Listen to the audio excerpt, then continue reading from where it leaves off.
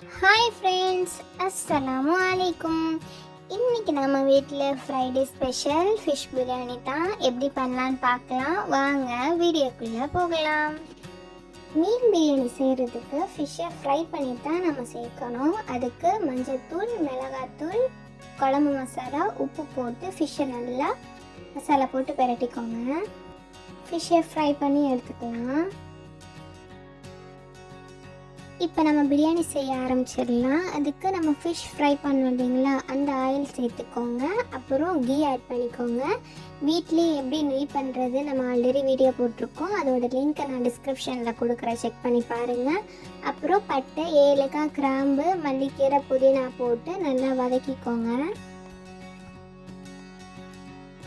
அப்புறம் வெங்காயம், பச்சை மிளகா, உப்பு போட்டு நல்லா வதக்கிக்கோங்க. உப்பு பார்த்து போட்டுக்கோங்க, ஏன்னா நம்ம ஃபிஷ்ஷையே ஆல்ரெடி உப்பு போட்டு ஃப்ரை பண்ணியிருக்கோம்.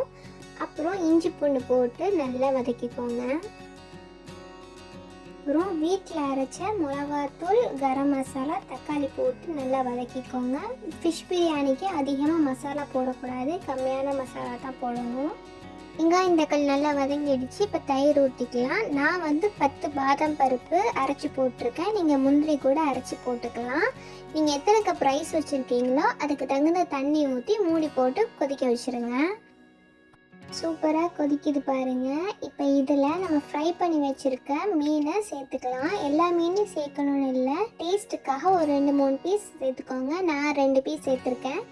இப்போ நம்ம ஊற வச்ச அரிசி சேர்த்துக்கலாம். நான் சீரக சம்பா அரிசி தான் சேர்த்துருக்கேன். நீங்கள் பாஸ்மதி அரிசி கூட சேர்த்துக்கலாம்.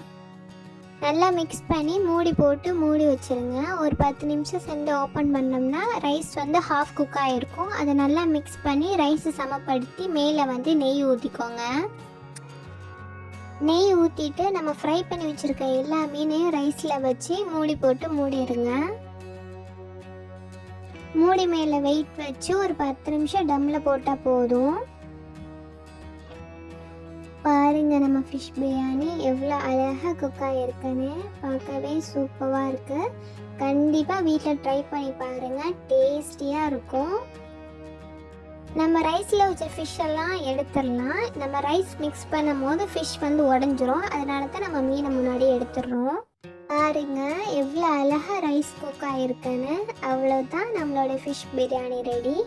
எங்கள் வீட்டில் ஃப்ரைடே ஸ்பெஷல் என்னென்ன குக் பண்ணணுன்னு காட்டுறேன், வாங்க பார்க்கலாம். Fish biryani, raita, fish fry, செவரட்டி பெரட்டல், சிக்கன் பெரட்டல். என்னுடைய வீடியோ உங்களுக்கு பிடிச்சிருந்துச்சு அப்படின்னா லைக் பண்ணுங்கள், ஷேர் பண்ணுங்கள், சப்ஸ்கிரைப் பண்ணுங்கள். Bye friends.